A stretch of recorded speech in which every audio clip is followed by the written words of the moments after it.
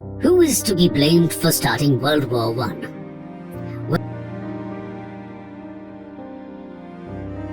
World war one दुनिया का पहला ऐसा वॉर था जिसमें एक अलग लेवल की सफरिंग्स और डेथ विटनेस की गई। इसकी डेवस्टेशन का अंदाजा हम इसी से लगा सकते हैं कि total number of deaths 1.7 crore के लगभग थी। इस वॉर में ब्रिटेन की colonies, Spain, France, Russia, Japan, US जैसी कंट्रीज शामिल थे।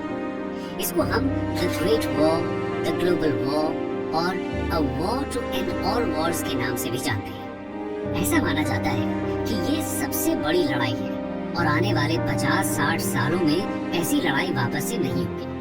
बट इसके 20 साल बाद जब 1939 में सेकेंड वर्ल्ड वॉर हुआ तो इसका नाम बदलकर वर्ल्ड वॉर वन रख दिया गया। आज के वीडियो में हम बात करेंगे कि वर्ल्ड वॉर वन शुरू कैसे हुआ, कौन कौन सी ग्रुपिंग्स ऑफ कंट्रीज थी और पूरे आफ्टरमैथ में किसे ब्लेम किया जाता है for starting world war one. पर सबसे पहले थोड़ा हमें उस समय की हिस्ट्री को जानना पड़ेगा। Backdrop to world war one. दोस्तों, 19th सेंचुरी के एंड में वेस्टर्न नेशंस सिविलाइजेशन की रेस में सबसे आगे थे। नए नए इन्वेंशंस जन्म ले रहे थे, जैसे कि military, technology, aircrafts, fashion etcetera. इसी बीच कंट्रीज के आपस में ट्रीटीज साइन हो रहे थे, जिसके हिसाब से एक कंट्री पर अगर अटैक होगा तो दूसरी कंट्री उसकी हेल्प के लिए आगे आएगी। काफी सारे अलायंसेस बने। इन अलायंसेस का इंपॉर्टेंस हम आगे समझेंगे कि कैसे इन अलायंसेस ने नेशंस को दो ग्रुप्स में बांट दिया। टेरिटरीज की बात करें तो एक तरफ फ्रांस जर्मनी से एल्जास लॉखाने वाला पार्ट वापस लेना चाहता था, जो फ्रांस ने लगभग 50 साल पहले एक ह्यूमिलिएटिंग वॉर में हारा था। तो दूसरी तरफ जर्मनी ज्यादा से ज्यादा एरिया अपने रूल के अंदर रखना चाहता था। वहीं ग्रेट ब्रिटेन अपनी नेवल शिप्स को मॉडर्नाइज करने में लगा था।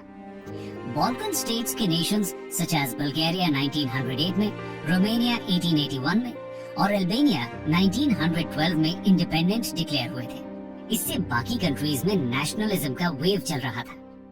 कुल मिलाकर पूरे यूरोप की सिचुएशन अनस्टेबल हो रही थी और सारे देश एक दूसरे की पीठ पीछे अलायंसेस बनाने में लगे थे। इन सारे इवेंट्स से हम अंदाजा लगा सकते हैं कि वॉर जैसी सिचुएशन क्रिएट होने लगी थी। धीरे धीरे वर्ल्ड की मेजर पावर्स टू ग्रुप्स में डिवाइड हो गई। एक था एलाइड पावर्स, जिसमें Russia, France, great Britain, USA और जापान था। यूएसए ने 1917 में एलाइड पावर्स को ज्वाइन किया था। दूसरी साइड थी सेंट्रल पावर्स, जिसमें ऑस्ट्रो हंगेरियन एम्पायर थी, जिसे हैब्सबर्ग डायनेस्टी के नाम से भी जाना जाता है। उसके अलावा जर्मनी और मॉडर्न डे टर्की का ऑटोमन एम्पायर था। इस ब्रीफ बैकग्राउंड के बाद अब हम बात करते हैं causes of world war one की। Causes of world war one. दोस्तों, कॉजेज की बात करें तो 4 मेन रीजंस रहे वर्ल्ड वॉर वन के। पहला था मिलिटरिज्म। आपस में arms race, machine guns, tank, बड़ी आर्मीज, नेवल शिप्स दुनिया को मिलिटराइज कर रही थी। इसको सपोर्ट कर रहा था ब्रिटेन, यूएसए और जर्मनी के इंडस्ट्रियल कॉम्प्लेक्सेस, जहां मिलिट्री इक्विपमेंट का प्रोडक्शन होता था। सेकेंड रीजन था अलायंस सिस्टम। 19th सेंचुरी में यूरोप में कंट्रीज ने आपस में अलायंस बनाए। 1882 का ट्रिपल अलायंस, जिसके मेंबर कंट्रीज थे जर्मनी, इटली और ऑस्ट्रो हंगेरियन एम्पायर। सिमिलरली 1904 में ऑन्टॉन्ट कोर्डियल नाम का एक अलायंस बना, जिसमें फ्रांस और ग्रेट ब्रिटेन थे, जो 1907 में ऑन्टॉन्ट कोर्डियल ट्रिपल ऑन्टॉन्ट में कन्वर्ट हो गया, आफ्टर इंक्लूडिंग रशिया। मिलिटरिज्म और अलायंस सिस्टम के बाद थर्ड रीजन था इंपीरियलिज्म, मतलब अपने अपने रूल के एरिया को एक्सपैंड करने की दौड़। सारी major powers, Russia, Great Britain, USA etcetera, अपनी कॉलोनीज को एक्सटेंड करने में लगे हुए थे। दोस्तों, अफ्रीका में कॉलोनाइजेशन की ऐसी रेस थी कि उसके लिए हिस्टोरियंस एक टर्म यूज करते हैं, स्क्रैम्बल फॉर अफ्रीका। अफ्रीका उस समय अनएक्सप्लोर्ड था, प्लस चीप लेबर का सोर्स था और साथ ही साथ वहां के डायमंड माइंस इंपीरियल नेशंस की नजर में आ गए थे। मल्टीपल कंट्रीज का इंटरेस्ट अफ्रीका में होने की वजह से आपस में डिफरेंसेस आने लग गए और फिर इनको सॉल्व करने का रास्ता निकाला गया, वॉर। फोर्थ रीजन है नेशनलिज्म। जैसा कि हमने पहले देखा कि 19th सेंचुरी में नेशनलिज्म की वेव यूरोप में चल रही थी। इंडिपेंडेंट नेशंस आजादी से पहले की लड़ाई को ग्लोरी ऑफ वॉर का नाम दे रहे थे। वॉर को इस तरह ग्लोरीफाई किया जा रहा था कि बस ये आखिरी वॉर है, फिर तो इंडिपेंडेंस मिलनी ही है। बाल्टिक स्टेट्स में नेशनलिज्म का वेव अपनी पीक पर था। दोस्तों, इसके अलावा वॉर के कुछ और रीजंस भी रहे, जैसे रशिया और ऑटोमन एम्पायर के बीच स्ट्रेट ऑफ डार्डेनेलीज को कंट्रोल करने की होड़। स्ट्रेट ऑफ डार्डेनेलीज ईजियन सी और सी ऑफ मार्मरा को कनेक्ट करती है। ये एक गेटवे है to the Mediterranean sea via black sea. इसकी स्ट्रेटेजिक लोकेशन ट्रेड की नजर से काफी इंपॉर्टेंट थी। तो ये तो थे कुछ फंडामेंटल रीजंस, बट वॉर का इमीडिएट कॉज क्या रहा, यानी वॉर शुरू कैसे हुआ? आइए जानते हैं वर्ल्ड वॉर 1 का immediate cause. Immediate cause of world war 1। दोस्तों, वर्ल्ड वॉर 1 का इमीडिएट कॉज था ऑस्ट्रो हंगेरियन एम्पायर के आर्च ड्यूक फ्रांस फर्डिनेंड और उनकी वाइफ का असैसिनेशन।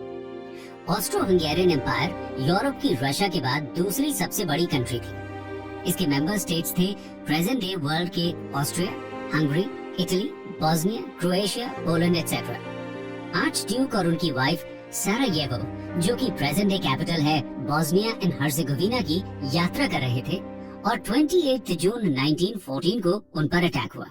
उनके असैसिनेशन के पीछे हाथ था बॉस्निया के गैव्रिलो प्रिंसेप का, जो कि ब्लैक हैंड नाम के ग्रुप का मेंबर था। ऑस्ट्रो हंगेरियन एम्पायर को उस वक्त ऐसा लग रहा था कि इस असैसिनेशन के पीछे सर्बिया का हाथ है, क्योंकि black hand group Serbia based था। ऑस्ट्रो हंगेरियन एम्पायर ने जर्मनी को बताया कि उनको लगता है कि सर्बिया इस असैसिनेशन के पीछे है और अब हम सर्बिया पर वॉर डिक्लेयर करने वाले हैं। जर्मनी ने फुल सपोर्ट किया। ऐसा मानो जर्मनी ने एक ब्लैंक चेक दे दिया कि तुम आगे बढ़ो और हम पीछे खड़े हैं। और फिर ऑस्ट्रो हंगरी ने कुछ ह्यूमिलिएटिंग टर्म्स पर सर्बिया के साथ अग्रीमेंट करना चाहा। सर्बिया ने अग्रीमेंट मानने से मना कर दिया और फिर ऑस्ट्रो हंगरी ने सर्बिया पर वॉर डिक्लेयर कर दिया। दोस्तों, इस तरह से फर्स्ट वर्ल्ड वॉर की शुरुआत हुई थी। आइए अब हम देखते हैं कि इस शुरुआत का ब्लेम किस कंट्री को किन कारणों की वजह से जाता है। Who is to be blamed? दोस्तों, ये एनालाइज करना काफी डिफिकल्ट है कि क्या सारायेवो में असैसिनेशन वर्ल्ड वॉर में चेंज हो गया। कुछ हिस्टोरियंस अब भी इससे सहमति नहीं रखते हैं। कुछ ऑस्ट्रिया को ब्लेम करते हैं, क्योंकि ऑस्ट्रिया वॉर में पहली अग्रेसर कंट्री थी जिसने सर्बिया के अगेंस्ट वॉर डिक्लेयर किया। वहीं कुछ लोग रशिया को ब्लेम करते हैं, क्योंकि वो पहला था जिसने फुल मोबिलाइजेशन का ऑर्डर दिया था। काफी हद तक इस वॉर के लिए जर्मनी को भी जिम्मेदार ठहराया जाता है। जैसा कि मैंने पहले बताया कि जर्मनी ने ऑस्ट्रिया को मानो एक ब्लैंक चेक ही दे दिया। जर्मनी ने काफी क्लियर कर दिया था कि तुम आगे से लड़ो, हमारा पूरा सपोर्ट है। ग्रेट ब्रिटेन की बात करें तो उसने फ्रांस को ओपन सपोर्ट किया, जबकि वॉर से पहले और स्टार्टिंग के टाइम में ग्रेट ब्रिटेन की पोजीशन अनक्लियर थी। तो दोस्तों, क्या हम ये कह सकते हैं कि अगर ग्रेट ब्रिटेन पहले ही फ्रांस को सपोर्ट डिक्लेयर कर देता तो क्या पता जर्मनी अपनी आर्मी के साथ मार्च ही नहीं करता और फाइटिंग केवल ईस्टर्न यूरोप तक ही रिस्ट्रिक्टेड रहती। भले ही वॉर की स्टार्ट ऑस्ट्रो हंगेरियन एम्पायर और सर्बिया की लड़ाई से हुई, पर क्या पता उन्हें भी यही लगता हो कि बाल्कन वॉर्स की तरह ये वॉर भी लोकलाइज्ड रहेगी, लेकिन ये इतने बड़े स्केल में डेवलप होगी ऐसा किसी ने नहीं सोचा होगा। खैर, वॉर शुरू होने के साथ ये बहुत तेजी से एस्केलेट भी हुआ। आइए जानते हैं reasons for escalation. Reasons for escalation of war. सबसे पहला कारण अलायंस सिस्टम को माना जा सकता है, जिसकी वजह से वॉर इनेविटेबल हो चुकी थी। अमेरिकन डिप्लोमेट और हिस्टोरियन जॉर्ज कीनन का मानना है कि 1894 अलायंस जो फ्रांस और रशिया के बीच हुई थी, उसने यूरोप की डेस्टिनी को सील कर दिया था। अलायंसेस की वजह से एक म्यूचुअल सस्पिशन वाली सिचुएशन इवॉल्व होने लग गई थी दोनों अपोजिंग कैंप्स के बीच में। और एक वक्त ऐसा आ गया जहां से अपनी फर्दर ह्यूमिलिएशन रोकने का बस एक ही उपाय था, वॉर। एस्केलेशन की दूसरी वजह मानी जा सकती है जर्मनी और ब्रिटेन के बीच की नेवल रेस। जर्मनी इस बात को बिलीव करता था कि सी पावर काफी इंपॉर्टेंट है एक सक्सेसफुल एम्पायर के बिल्डअप के लिए। 1906 की ड्रेडनॉट बैटलशिप उस समय की सबसे एडवांस्ड शिप्स में से थी। 1914 में दोनों कंट्रीज एक इक्वल फुटिंग पर आ गए थे और खुद के जहाजों को सुपीरियर प्रूव करने में किसी कंट्री ने कोई कसर नहीं छोड़ी।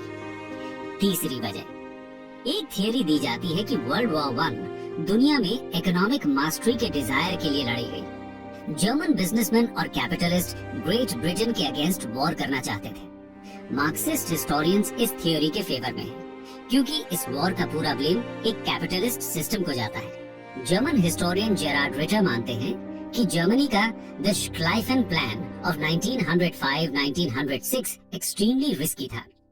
इस प्लान के हिसाब से जर्मनी फ्रांस और रशिया को एक साथ हराना चाहती थी। चाहे आउटकम जो भी हो, हम कह सकते हैं कि ये प्लान एक डिजास्टर की शुरुआत थी for both Germany and Europe.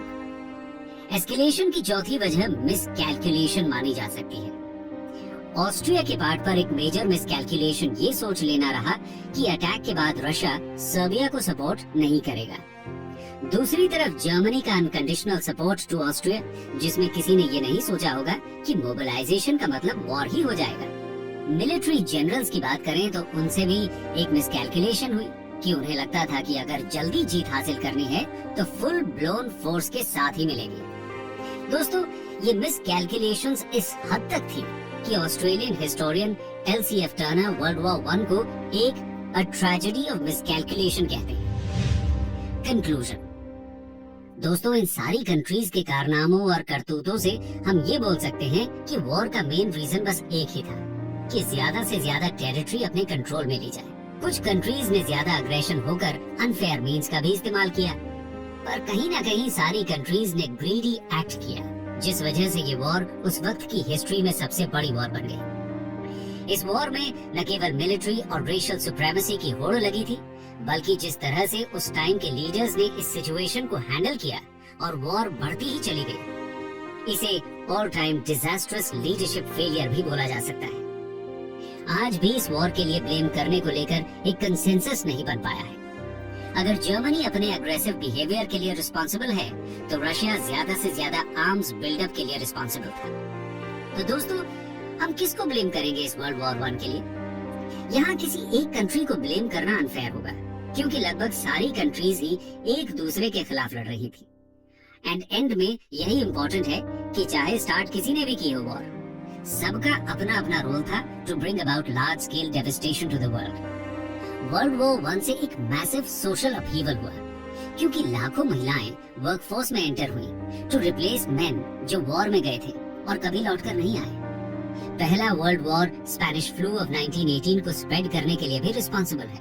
ये one of the world's deadliest global pandemics था, जिसमें लगभग 20 से 50 मिलियन लोगों की जान गई थी। बहुत सारे मिलिट्री कॉन्फ्लिक्ट से रिलेटेड टेक्नोलॉजीज जैसे machine guns, tanks, aerial combat and radio communications का मैसिव स्केल पर इंट्रोडक्शन भी वर्ल्ड वॉर 1 के दौरान ही हुआ था। तो दोस्तों, कुल मिलाकर वर्ल्ड वॉर 1 एक ऐसा इवेंट था जिसके लॉन्ग टर्म नेगेटिव इम्पैक्ट्स किसी न किसी रूप में आज भी विजिबल है।